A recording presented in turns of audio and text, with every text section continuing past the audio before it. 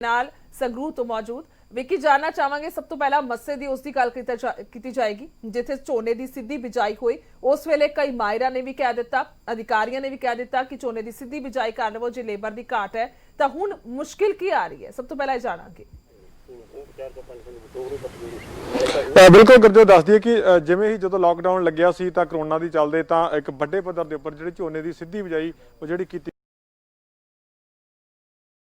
ਤੁਹਾਨੂੰ ਮੈਂ ਖੇਤ ਦੀਆਂ ਤਸਵੀਰਾਂ ਦਿਖਾਉਣਾ। ਤੁਸੀਂ ਦੇਖ ਸਕਦੇ ਹੋ ਕਿ ਇਸ ਇੱਕ ਕਾਫੀ ਵੱਡੇ ਰਕਬੇ ਦੇ ਵਿੱਚ ਜਿਹੜੀ ਝੋਨੇ ਦੀ ਸਿੱਧੀ ਬਿਜਾਈ ਕੀਤੀ ਗਈ ਆ। ਲੋਕਾਂ ਵੱਲੋਂ ਵੱਡੇ ਪੱਧਰ ਤੇ ਕੀਤੀ ਗਈ ਸੀ। ਖੇਤੀਬਾੜੀ ਵਿਭਾਗ ਵੱਲੋਂ ਵੀ ਜਿਹੜਾ ਕਿ ਕਿਸਾਨਾਂ ਨੂੰ ਜਾਗਰੂਕ ਕੀਤਾ ਗਿਆ ਸੀ ਜਾ ਕੇ ਕਿ ਉਹ ਜਿਹੜੀ ਸਿੱਧੀ ਬਿਜਾਈ ਕਰਨ। ਪਰ ਲੇਕਿਨ ਕੀ ਹੋਇਆ ਤਾਂ ਉਸ ਤੋਂ ਜਦੋਂ ਲੇਬਰ ਜਿਹੜੀ ਪ੍ਰਵਾਸੀ ਲੇਬਰ ਆ ਜਦੋਂ ਉਹ ਪੰਜਾਬ ਦੇ ਵਿੱਚ ਆ ਜਾਂਦੀ ਹੈ ਤਾਂ ਕੁਝ ਕਿਸਾਨ ਨੇ ਜਿਹੜੇ ਉਹ ਜਿਹੜੀ ਝੋਨੇ ਦੀ ਫਸਲ ਨੂੰ ਜਿਹੜੀ ਸਿੱਧੀ ਬਿਜਾਈ ਕੀਤੀ ਸੀ ਉਸ ਨੂੰ ਵਾਹ ਦਿੰਦੇ ਨੇ ਤੇ ਜਾਂ ਫਿਰ ਕਿਸੇ ਕਾਰਨਾਂ ਕਰਕੇ ਜਿਹੜੀ ਉਹ ਉਨੀ ਸਹੀ ਤਰੀਕੇ ਦੇ ਨਾਲ ਨਹੀਂ ਉੱਗ ਪਾਉਂਦੀ ਤਾਂ ਕਾਰਨ ਕਿ ਉਹਨੂੰ ਵਾਹੁਣ ਦਾ ਕਾਰਨ ਬਣ ਸਕਦਾ ਹੈਗਾ। ਤਾਂ ਹੁਣ ਤੁਸੀਂ ਦੇਖ ਸਕਦੇ ਹੋ ਕਿ ਖੇਤੀਬਾੜੀ ਮਾਹਿਰ ਨੇ ਜਿਹੜੇ ਉਹ ਇਸ ਸਮੇਂ ਖੇਤਾਂ ਦੇ ਵਿੱਚ ਆਏ ਹੋਏ ਨੇ, ਉਹ ਜਾਇਜ਼ਾ ਵੀ ਲੈ ਰਹੇ ਨੇ ਕਿਉਂਕਿ ਜਿਹੜੀ ਪਹਿਲਾਂ ਫਸਲ ਬੀਜੀ ਹੋਈ ਹੈ ਜਿਹੜੀ ਉਹਨਾਂ ਨੇ ਪਹਿਲਾਂ ਖੇਤਾਂ ਦੇ ਵਿੱਚ ਆ ਕੇ ਬਿਜਾਈ ਸੀ ਕਿ ਕਿਸ ਤਰ੍ਹਾਂ ਦੀ ਉਸ ਦੀ ਜਿਹੜੀ ਪੈਦਾਵਾਰ ਰਹੀ ਹੈ, ਕਿਵੇਂ ਉਹ ਹੋ ਰਹੀ ਹੈ, ਮਤਲਬ ਕਿ ਜਿਹੜੀ ਕਹਿ ਸਕਦੇ ਹਾਂ ਉਹ ਜਿਹੜੀ ਉਹਦੀ ਪੈਦਾਵਾਰ ਸਹੀ ਤਰੀਕੇ ਨਾਲ ਹੋ ਰਹੀ ਹੈ। ਤਾਂ ਉਹ ਸਮੇਂ ਬਾਅਦ ਜਾਣਕਾਰੀ ਤਾਂ ਲੈਤੀ ਜਾ ਰਹੀ ਹੈ ਪਰ ਲੇਕਿਨ ਸਵਾਲ ਵੱਡਾ ਇਹੀ ਬਣਦਾ ਕਿ ਆਖਿਰ ਜਿਹੜੀ ਜਿੰਨੀ ਕੁ ਫਸਲ ਜਿਹੜੀ ਬੀਜੀ ਗਈ ਸੀ ਉਸ ਨੂੰ ਨਸ਼ਟ ਕੀਤਾ ਗਿਆ ਜਾਂ ਕਿਸਾਨਾਂ ਵੱਲੋਂ ਵਾਹ ਦਿੱਤਾ ਗਿਆ, ਉਹਦਾ ਕਾਰਨ ਆਖਿਰ ਕੀ ਮੰਨਦੇ ਨੇ ਖੇਤੀਬਾੜੀ ਮਾਹਰ, ਕੀ ਮੰਨਦੇ ਨੇ ਕਿ ਕਿਸਾਨਾਂ ਨੂੰ ਸਹੀ ਤਰੀਕੇ ਨਾਲ ਜਾਗਰੂਕ ਨਹੀਂ ਕੀਤਾ ਗਿਆ ਸੀ ਜਾਂ ਕਿਸਾਨਾਂ ਵੱਲੋਂ ਇਹ ਲੱਗਿਆ ਕਿ ਦੂਸਰੀ ਫਸਲ ਆ ਜਿਹੜੀ ਉਹ ਛੇਤੀ ਚੰਗੀ ਲੱਗਦੀ ਆ ਦੇਖਣ ਨੂੰ ਤਾਂ ਇਹ ਨਹੀਂ ਲੱਗ ਰਹੀ। ਤਾਂ ਸਾਡੇ ਨਾਲ ਖੇਤੀਬਾੜੀ ਜਿਹੜੇ ਐਗਰੀਕਲਚਰ ਚੀਫ ਨੇ ਡਾਕਟਰ ਜਸਵਿੰਦਰ ਪਾਲ ਨੇ। ਸਰ ਪਹਿਲਾਂ ਤਾਂ ਜਿਹੜੀ ਝੋਨੇ ਦੀ ਕਿੰਨੇ ਰਕਬੇ ਦੇ ਵਿੱਚ ਸੰਗਰੂਰ ਦੇ ਵਿੱਚ ਜਿਹੜੀ ਬਿਜਾਈ ਹੋਈ ਸੀ ਇਸ ਵਾਰ ਸਾਡੀ ਜਿਹੜੀ ਆਪਣੇ ਝੋਨੇ ਦੀ 2,77,000 ਰਕਬੇ ਦੇ ਵਿੱਚ ਝੋਨੇ ਦੀ ਬਿਜਾਈ ਹੋਈ ਆ, ਜਿਹਦੇ ਵਿੱਚੋਂ ਕਿ ਤਕਰੀਬਨ 21,800 ਹੈਕਟੇਅਰ ਰਕਬਾ ਜਿਹੜਾ ਉਹ ਸਿੱਧੀ ਬਿਜਾਈ ਨਾਲ ਮਿਲ ਕੇ ਬੀਜਿਆ ਗਿਆ। ਇਸ ਤੋਂ ਇਲਾਵਾ ਜਿਹੜਾ 1,300 ਦੇ ਕਰੀਬ ਜਿਹੜੀਆਂ ਸੈਲ ਪ੍ਰਪੈਲਡ ਜਾਂ ਵਾਕ ਬਿਹਾਈਂਡ ਮਸ਼ੀਨਾਂ ਨੇ ਉਹਨਾਂ ਦੇ ਨਾਲ ਟਰਾਂਸਪਲਾਂਟਿੰਗ ਹੋਈ ਆ ਤੇ ਤਕਰੀਬਨ 55 ਏਕੜ ਜਿਹੜਾ ਹੈਗਾ ਬੱਟਾਂ ਦੇ ਉੱਤੇ ਜਾਂ ਬੈਡਸ ਦੇ ਉੱਤੇ ਜਿਹੜਾ ਮਤਲਬ ਝੋਨਾ ਕਿਸਾਨਾਂ ਵੱਲੋਂ ਲਗਾਇਆ ਗਿਆ। ਸਰ ਪਹਿਲਾਂ ਦੇ ਮੁਕਾਬਲੇ ਜਦੋਂ ਪਿਛਲੀ ਵਾਰ ਮਤਲਬ ਕਿ ਸਿੱਧੀ ਬਿਜਾਈ ਹੁੰਦੀ ਸੀ ਉਦੋਂ ਕਿੰਨਾ ਕੁ ਫਰਕ ਕਿੰਨਾ ਕੁ ਜ਼ਿਆਦਾ ਇਸ ਵਾਰ ਹੋਈ ਸੀ? ਪਿਛਲੇ ਸਾਲ ਜਿਹੜਾ ਮਤਲਬ ਸਾਡੇ ਕੋਲ 800 ਹੈਕਟੇਅਰ ਰਕਬਾ ਜਿਹੜਾ ਸੀਗਾ ਝੋਨੇ ਦੀ ਸਿੱਧੀ ਬਿਜਾਈ ਹੇਠ ਸੀਗਾ, ਇਸ ਵਾਰੀ ਉਹ ਵੱਧ ਕੇ ਰਕਬਾ 21,800 ਹੈਕਟੇਅਰ ਜਿਹੜਾ ਰਕਬਾ ਵਧਿਆ, ਤਕਰੀਬਨ 250 ਗੁਣਾ ਤੋਂ ਵੀ ਜ਼ਿਆਦਾ ਰਕਬਾ ਇਸ ਵਾਰ ਸਾਡਾ ਮਤਲਬ ਸਿੱਧੀ ਬਿਜਾਈ ਥੱਲੇ ਵਧਿਆ। ਲੇਕਿਨ ਸਰ ਕਿਤੇ ਨਾ ਕਿਤੇ ਕਿਸਾਨਾਂ ਨੇ ਦੇਖਿਆ ਗਿਆ ਕਿ ਜਿਹੜੇ ਵੱਡੇ ਪੱਧਰ ਤੇ ਕਿਸਾਨਾਂ ਵੱਲੋਂ ਇਹ ਫਸਲ ਬੀਜੀ ਗਈ ਸਿੱਧੀ ਬਿਜਾਈ ਕੀਤੀ ਗਈ ਸੀ ਪਰ ਉਹਨਾਂ ਨੂੰ ਖੇਤਾਂ ਦੇ ਵਿੱਚ ਨਸ਼ਟ ਕਰਕੇ ਦੂਜੀ ਲੋਟ ਜਿਹੜੀ ਲੇਬਰ ਤੋਂ ਲਵਾਈ ਗਈ ਹੈ। ਕੀ ਕਾਰਨ ਮੰਨਦੇ ਹੋ, ਕੀ ਕਾਰਨ ਕੀ ਰਹੇ ਨੇ? ਮੈਂ ਕੁਛ ਹੱਦ ਤੱਕ ਤੁਹਾਡੀ ਗੱਲ ਨਾਲ ਸਹਿਮਤ ਹਾਂ ਕਿਉਂਕਿ ਮਤਲਬ ਵੀ 21,800 ਹੈਕਟੇਅਰ ਰਕਬਾ ਸਾਡਾ ਬਿਜਾਈ ਹੋਏ ਸੀਗੇ, ਉਹਦੇ ਵਿੱਚੋਂ ਮਸਾਂ ਮਤਲਬ ਵੀ 500 ਹੈਕਟੇਅਰ ਰਕਬਾ ਜਿਹੜਾ ਉਹ ਕੁਝ ਕਿਸਾਨਾਂ ਨੇ ਮਤਲਬ ਵੀ ਇਹਨੂੰ ਜੀਰੀ ਨੂੰ ਸਿੱਧੀ ਬਿਜਾਈ ਨੂੰ ਵਾਹਿਆ। ਉਹਦੇ ਵਿੱਚ ਕੁਝ ਕਾਰਨ ਨੇ ਮਤਲਬ ਵੀ ਕੋਈ ਤਕਨੀਕੀ ਕਾਰਨਾਂ ਕਰਕੇ ਨਹੀਂ ਵਾਹਿਆ। ਉਹਦੇ ਵਿੱਚ ਇੱਕ ਤਾਂ ਸਭ ਤੋਂ ਵੱਡਾ ਕਾਰਨ ਇਹ ਹੈ ਵੀ ਇਸ ਵਾਰੀ ਪਹਿਲੀ ਵਾਰੀ ਮਤਲਬ ਲੋਕਾਂ ਨੇ ਬਿਜਾਈ ਕੀਤੀ ਹੈ, ਵੱਡੇ ਪੱਧਰ ਤੇ ਬਿਜਾਈ ਕੀਤੀ ਹੈ, ਜਦਕਿ ਖੇਤੀਬਾੜੀ ਵਿਭਾਗ ਵੱਲੋਂ 15 ਤੋਂ 20% ਰਕਬੇ ਦੇ ਵਿੱਚ ਆ ਜਿਹੜੀ ਉਹ ਬਿਜਾਈ ਕਰਨ ਨੂੰ ਅਸੀਂ ਤਰਜੀਹ ਦਿੰਦੇ ਸੀਗੇ। ਦੂਸਰਾ ਕੁਝ ਕਿਸਾਨਾਂ ਨੇ ਹਲਕੀਆਂ ਜ਼ਮੀਨਾਂ ਦੇ ਵਿੱਚ ਝੋਨਾ ਲਾ ਲਿਆ, ਉਹਦੇ ਕਰਕੇ ਵੀ ਹੋ ਗਿਆ। ਜਾਂ ਕੁਝ ਕਿਸਾਨ ਇਹ ਹੈ ਵੀ ਕਿਉਂਕਿ ਇਹ ਜਿਹੜੀ ਸਿੱਧੀ ਬਿਜਾਈ ਵਾਲੀ ਮਤਲਬ ਵੀ ਆਪਣਾ ਉਹ ਕਰਦੇ ਹਾਂ ਅਸੀਂ DSR, ਇਹ ਮਤਲਬ ਵੀ ਅਸਲ 25 ਕੁ ਦਿਨਾਂ ਤੋਂ ਬਾਅਦ ਜਿਹੜਾ ਇਹਦੀ ਮਤਲਬ 25-28 ਦਿਨਾਂ ਤੋਂ ਬਾਅਦ ਇਹਦਾ ਬੂਝਾ ਬਣਾਉਣਾ ਸ਼ੁਰੂ ਹੁੰਦੀ ਆ। ਉਦੋਂ ਤੱਕ ਕਿਸਾਨ ਨੂੰ ਇਹ ਲੱਗਦਾ ਵੀ ਪਤਾ ਨਹੀਂ ਮੇਰੀ ਫਸਲ ਮਾੜੀ ਆ, ਪਤਾ ਨਹੀਂ ਇਹ ਠੀਕ ਹੋਊਗੀ ਜਾਂ ਨਹੀਂ ਹੋਊਗੀ।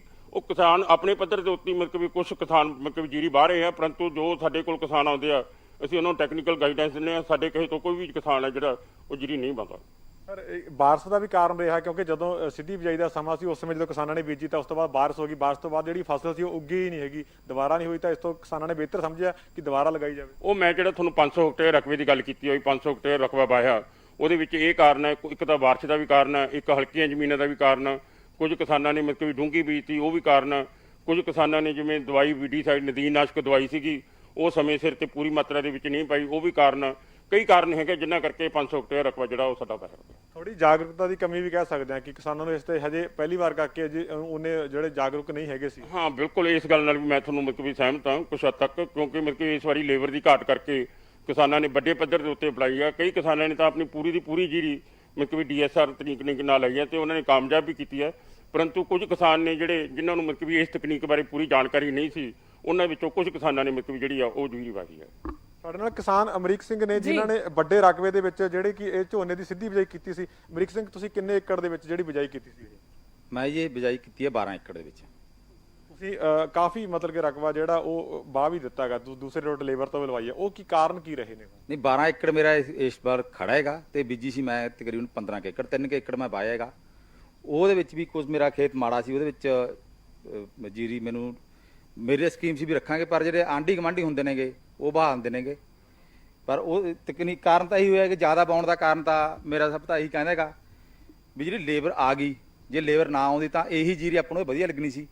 ਜਦੋਂ ਲੇਬਰ ਗਵਾਂਢੀ ਤੇ ਜੀਰੀ ਲੱਗ ਜਾਂਦੀ ਹੈ, ਉਹ ਛੇਤੀ ਬੂਝਾ ਕਰ ਜਾਂਦੀ ਹੈ ਤੇ ਆਪਣੀ ਥੋੜੀ ਜਿਹੀ ਲੇਟ ਕਰਦੀ ਹੈਗੀ, ਤੇ ਉਸ ਕਰਕੇ ਆਪਾਂ ਨੂੰ ਬੁਰੀ ਲੱਗਦੀ ਹੈ ਵੀ ਯਾਰ ਆਪਣਾ ਤਾਂ ਰਹਿ ਗਈ ਜੀਰੀ ਤੋਂ।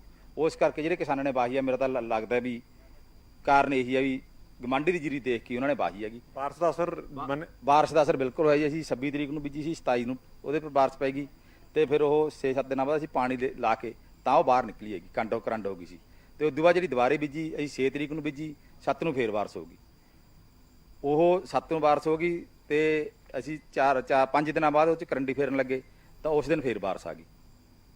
ਫਿਰ ਅਸੀਂ ਜਿਹਦੇ ਵਿੱਚ ਡਬਲ ਕਰੰਡੀ ਫਿਰ ਗਈ, ਉਹ ਅਸੀਂ 11 ਵਿਗੇ ਵਾਹਿਆ ਤੇ ਬਾਕੀ ਦੇ ਪਾਣੀ ਦੇ ਕੇ ਬਾਕੀ ਸਾਡੀ ਸਾਰੀ ਖੜੀ ਹੈਗੀ, ਤਿਆਰ ਹੈ। ਬਿਲਕੁਲ ਗੁਰਜੋਤ, ਕਿਤੇ ਨਾ ਕਿਤੇ ਕਿਉਂਕਿ ਖੇਤੀਬਾੜੀ ਜਿਹੜੀ ਮਾਰ ਨੇ ਉਹ ਇਸ ਸਮੇਂ ਖੇਤਾਂ ਦੇ ਵਿੱਚ ਆ ਰਹੇ ਨੇ, ਕਿਸਾਨਾਂ ਨੂੰ ਉਹ ਵੀ ਜਾਗਰੂਕ ਕਰ ਰਹੇ ਨੇ। ਇਹ ਵੀ ਇਹਨਾਂ ਤੋਂ ਜਾਣਨ ਦੀ ਕੋਸ਼ਿਸ਼ ਕਰਾਂਗੇ ਕਿ ਉਂਝ ਕੋਈ ਵੱਡਾ ਨੁਕਸਾਨ ਤਾਂ ਨਹੀਂ ਹੁੰਦਾ ਸਿੱਧੀ ਬਿਜਾਈ ਦੀ, ਔਰ ਜੇਕਰ ਲੇਬਰ ਦੇ ਨਾਲ ਜਿਹੜੀ ਬਿਜਾਈ ਹੁੰਦੀ ਹੈ ਤਾਂ ਉਸ ਦੀ ਫਸਲ ਜੋ ਨਿਕਲਦੀ ਹੈ ਉਸ ਦਾ ਕਿੰਨਾ ਕੁ ਫਰਕ ਹੁੰਦਾ ਹੈ ਜਾਂ ਕਿੰਨਾ ਕੁ ਫਾਇਦਾ ਹੁੰਦਾ ਹੈ, ਕਿੰਨਾ ਕੁ ਨੁਕਸਾਨ ਹੁੰਦਾ ਹੈ, ਇੱਕ ਜਿਹੜਾ ਡਿਫਰੈਂਸ ਹੈਗਾ ਉਹ ਜਾਣਨਾ ਚਾਹਾਂਗੇ। ਬਿਲਕੁਲ, ਉਹ ਉਸੇ ਲਈ ਗੁਰਜੋਤ ਅਸੀਂ ਗਰਾਊਂਡ ਰਿਪੋਰਟ ਸਾਡੇ ਦਰਸ਼ਕਾਂ ਨੂੰ ਦਿਖਾ ਰਹੇ ਹਾਂ, ਕਿਉਂਕਿ ਨਾਲ ਦੀ ਨਾਲ ਕੈਮਰਾਮੈਨ ਨੂੰ ਚਾਹਾਂਗਾ ਕਿ ਤਸਵੀਰਾਂ ਵੀ ਦਿਖਾਈਆਂ ਜਾਣ, ਕਿਉਂਕਿ ਇਹ ਫਸਲ ਜਿਹੜੀ ਕਹਿ ਸਕਦੇ ਹਾਂ ਝੋਨੇ ਸਿੱਧੀ ਬਿਜਾਈ ਹੈ ਗੁਰਜੋਤ, ਇਹ ਮਹਿਜ ਅੱਜ ਕਹਿ ਸਕਦੇ ਹਾਂ ਕਿ 1 ਮਹੀਨੇ ਦੀ ਹੋਈ ਆ। ਇਹ ਪਿਛਲੇ 6 ਤਰੀਕ 1 ਮਹੀਨੇ ਦਾ ਥੋੜਾ ਘੱਟ ਸਮਾਂ 6 ਤਰੀਕ ਨੂੰ ਇਸ ਦੀ ਜਿਹੜੀ ਬਿਜਾਈ ਕੀਤੀ ਗਈ ਸੀ। ਤੁਸੀਂ ਦੇਖ ਸਕਦੇ ਹੋ ਖੇਤ ਕਿੰਨਾ ਜਿਹੜਾ ਸੋਹਣਾ ਖੜਾ ਹੈਗਾ, ਪਰ ਖੇਤੀਬਾੜੀ ਮਾਹਰ ਨੇ ਜਿਹੜਾ ਤੁਹਾਡੇ ਸਵਾਲ ਦਾ ਜਵਾਬ ਵੀ ਲੈ ਰਹੇ ਨੇ। ਸਰ, ਜਿਵੇਂ ਕਿ ਜਿਹੜੀ ਕਿਸਾਨਾਂ ਵੱਲੋਂ ਸਿੱਧੀ ਬਿਜਾਈ ਇਹ ਕੀਤੀ ਗਈ ਹੈਗੀ, ਜਿਹੜੇ ਕਿਸਾਨ ਲੇਬਰ ਤੋਂ ਝੋਨਾ ਲਵਾਉਂਦੇ ਨੇ ਤਾਂ ਉਸ ਦੇ ਉੱਪਰ ਕਿੰਨਾ ਕੁ ਅਸਰ, ਝਾੜ ਦੇ ਉੱਪਰ ਕਿੰਨਾ ਕੁ ਅਸਰ ਪੈਂਦਾ? ਕਿਉਂਕਿ ਕਿਸਾਨਾਂ ਦੇ ਮਨ 'ਚ ਇਹ ਵੀ ਡਰ ਆ ਕਿ ਸ਼ਾਇਦ ਇਹਦਾ ਝਾੜ ਆ ਜਿਹੜਾ ਉਹ ਘੱਟ ਨਿਕਲੇਗਾ, ਤਾਂ ਕਰਕੇ ਉਹਨਾਂ ਨੇ ਇਸ ਨੂੰ ਵਾਹ ਕੇ ਜਾਂ ਲੇਬਰ ਤੋਂ ਲਵਾ ਲਿਆ। ਇਹ ਵਿੱਕੀ ਜੀ ਜਿਹੜੇ ਆਪਣੇ ਰਵਾਇਤੀ ਕਿਸਮ ਨਾਲ ਕਿਸਾਨ ਮਤਲਬ ਵੀ ਆਪਣੇ ਝੋਨਾ ਲਾਉਂਦੇ ਆ, ਮਤਲਬ ਵੀ ਭਈਆਂ ਤੋਂ ਜਾਂ ਆਪਾਂ ਲੇਬਰ ਤੋਂ ਆਪਾਂ ਝੋਨਾ ਜਿਹੜਾ ਲਵਾਉਂਦੇ ਆ, ਉਹਦੇ ਵਿੱਚ 1 ਸਕੁਅਰ ਮੀਟਰ ਦੇ ਵਿੱਚ 20 ਤੋਂ 25 ਬੂਟਿਆਂ ਦੇ ਵਿੱਚ ਬੂਟੇ ਲੱਗਦੇ ਆ 1 ਸਕੁਅਰ ਮੀਟਰ ਰਕਬੇ, ਜੇ ਆਪਾਂ ਕਿਤੇ ਸਿੱਟ ਕੇ ਦੇਖੀਏ। ਪਰੰਤੂ ਇਸ ਤਰ੍ਹਾਂ ਬਿਜਾਈ ਨਾਲ, ਸਿੱਧੀ ਬਿਜਾਈ ਨਾਲ 32 ਤੋਂ 35 ਬੂਟੇ ਪਰ ਸਕੁਅਰ ਮੀਟਰ ਦੇ ਵਿੱਚ ਲੱਗਦੇ ਆ। ਇਸ ਕਰਕੇ ਇਸ ਢੰਗ ਨਾਲ ਜਿਹੜਾ ਬਿਜਾਈ ਦਾ ਝਾੜ ਦਾ ਉਹਦਾ ਕੋਈ ਫਰਕ ਨਹੀਂ ਪੈਂਦਾ। ਜੇ ਮੰਨ ਲਓ ਕੁਝ ਖੇਤਾਂ ਦੇ ਵਿੱਚ ਕਿਤੇ ਝਾੜ ਘਟ ਵੀ ਜਾਂਦਾ ਤਾਂ ਇਹਦੇ ਨਾਲ, ਕਿਉਂਕਿ ਇਹਦੇ ਖਰਚਾ ਘੱਟ ਹੁੰਦਾ, ਜਿਹੜਾ ਓਵਰਆਲ ਮੁਨਾਫਾ ਉਹਦੇ ਵਿੱਚ ਕੋਈ ਬਿਲਕੁਲ ਵੀ ਫਰਕ ਨਹੀਂ ਪੈਂਦਾ। ਓਵਰਆਲ ਮੁਨਾਫਾ ਜਿਹੜਾ ਇਹਦੇ ਨਾਲ ਵੱਧ ਹੀ ਹੋਵੇਗਾ। ਪਰ ਇੱਕ ਇਹ ਨਹੀਂ ਚਾਹੀਦਾ ਕਿ ਸਰਕਾਰ ਨੂੰ ਜਾਂ ਖੇਤੀਬਾੜੀ ਮਹਿਕਮੇ ਨੂੰ ਕਿ ਜਦੋਂ ਜਿਹੜੇ ਕਿਸਾਨ ਨੇ, ਜਿਹੜੇ ਹੁਣ ਉਹਨਾਂ ਨੇ ਕਿਸਾਨਾਂ ਨੇ ਜੂਨ ਦੇ ਵਿੱਚ ਇਸ ਦੀ ਲਵਾਈ ਸ਼ੁਰੂ ਕੀਤੀ ਜਾਂ ਮਈ ਦੇ ਵਿੱਚ ਇਸ ਦੀ ਲਵਾਈ ਸ਼ੁਰੂ ਹੋ ਜਾਵੇ, ਕਿਉਂਕਿ ਮਈ ਦੇ ਵਿੱਚ ਅਗਰ ਪਹਿਲਾਂ ਹੁੰਦੀ ਤਾਂ ਉਸ ਸਮੇਂ ਬਰਸਾਤਾਂ ਵੀ ਨਹੀਂ ਪੈਂਦੀਆਂ, ਬਰਸਾਤਾਂ ਦੇ ਵਿੱਚੋਂ ਬਾਹਰ ਨਿਕਲ ਆਉਂਦੀ ਹੈ ਤਾਂ ਉਸ ਤੋਂ ਬਾਅਦ ਹੁਣ ਨੂੰ ਕਾਫੀ ਅੱਛੀ ਫਸਲ ਹੁੰਦੀ ਹੈ। ਇਹ ਬਿਲਕੁਲ ਤੁਹਾਡੀ ਗੱਲ ਠੀਕ ਹੈ ਜੀ। ਕੁਝ ਕਿਸਾਨਾਂ ਨੇ ਮਤਲਬ ਜਿਹੜੀ ਹੈਗੀ ਆ ਮਈ ਦੇ ਐਂਡ ਦੇ ਵਿੱਚ 25-26 ਮਈ ਨੂੰ ਮਤਲਬ ਵੀ ਬਿਜਾਈ ਕੀਤੀ ਆ, ਉਹ ਮਤਲਬ ਬਹੁਤ ਵਧੀਆ ਖੇਤ ਖੜੇ ਨੇ। ਜਿਹੜੇ ਖੇਤ ਦੇ ਵਿੱਚ ਆਪਾਂ ਖੜੇ ਆ, ਇਹ ਜਿਹੜੀ ਬਿਜਾਈ ਆ ਇਹ 6 ਜੂਨ ਨੂੰ ਹੋਈ ਆ। ਇਹਨੂੰ ਹਲੇ ਸਾਰੇ ਮਤਲਬ ਜਿਹੜੇ 6 ਜੂਨ ਨੂੰ ਬਿਜਾਈ ਦਾ ਮਤਲਬ ਵੀ ਤੁਸੀਂ ਆਪਣਾ 25-26 ਦਿਨ ਦੀ ਉਹ ਆ, ਜਦੋਂ ਇਹ 30-32 ਦਿਨ ਦੀ ਹੋ ਗਈ ਤਾਂ ਇਹ ਖੇਤ ਵੀ ਜਿਹੜਾ ਹੈਗਾ ਪੂਰਾ ਭਰ ਜਾਣਾ, ਇਹਦੇ 'ਚ ਕੋਈ ਕਮੀ ਨਹੀਂ। ਤੇ ਬਿਲਕੁਲ ਇਹ ਮਤਲਬ ਜਿਹੜਾ ਝਾੜ ਆ ਜਿਹੜਾ ਇਹਦਾ ਦੂਜੀ ਰਵਾਇਤੀ ਕਿਸਮ ਨਾਲੋਂ 2 ਤੋਂ 3 ਕੁਇੰਟਲ ਪ੍ਰਤੀ ਏਕੜ ਜ਼ਿਆਦਾ ਹੈਗਾ। ਫਰਕ ਕਿੰਨਾ ਮੰਨਦੇ ਹੋ ਕਿ ਅਗਰ ਦੂਸਰੇ ਲੋਟ ਆਪਾਂ ਬਿਜਾਈ ਕਰਦੇ ਹਾਂ ਤਾਂ ਖਰਚ ਵੀ ਕਾਫੀ ਬਚਦਾ ਹੋਵੇਗਾ? ਬਿਲਕੁਲ ਜੀ, ਮਤਲਬ ਵੀ ਤਕਰੀਬਨ 3000 ਤੋਂ 3500 ਰੁਪਏ ਪ੍ਰਤੀ ਏਕੜ ਜਿਹੜੇ ਸਿੱਧੀ ਬਿਜਾਈ ਨਾਲ ਮਤਲਬ ਵੀ ਉਹ ਖਰਚਾ ਘਟਦਾ, ਤੇ ਇਸ ਤੋਂ ਇਲਾਵਾ ਜਿਹੜੀ ਪਾਣੀ ਦੀ ਵੀ 20 ਤੋਂ 25% ਜਿਹੜੀ ਬਚਤ ਆ ਉਹ ਵੀ ਹੁੰਦੀ ਆ।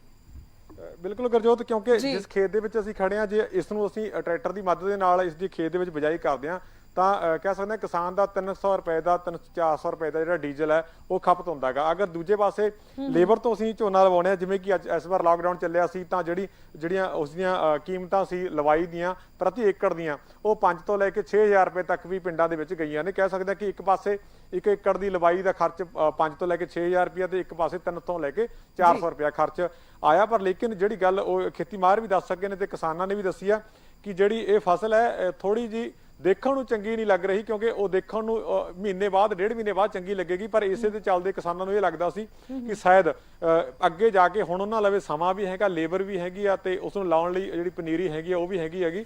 ਤਾਂ ਕਰਕੇ ਕਹਿ ਸਕਦੇ ਹਾਂ ਕਿਉਂਕਿ ਜਿਸ ਤਰ੍ਹਾਂ ਦੇ ਨਾਲ ਜ਼ਮੀਨ ਦੀ ਗੱਲ ਕੀਤੀ ਹੈ ਕਿ ਮਾੜੀ ਜ਼ਮੀਨ ਦੇ ਵਿੱਚ ਮੁਸ਼ਕਿਲ ਹੋ ਜਾਂਦੀ ਸਿੱਧੀ ਬਿਜਾਈ, ਸੋ ਉਹ ਵੇਖਣਾ ਪਏਗਾ ਕਿਸਾਨਾਂ ਨੂੰ। ਉਹਦੇ ਲਈ ਜਾਗਰੂਕਤਾ ਬਹੁਤ ਜ਼ਰੂਰੀ ਹੈ ਕਿ ਕਿੱਥੇ ਆਖਿਰਕਾਰ ਜਿਹੜੀ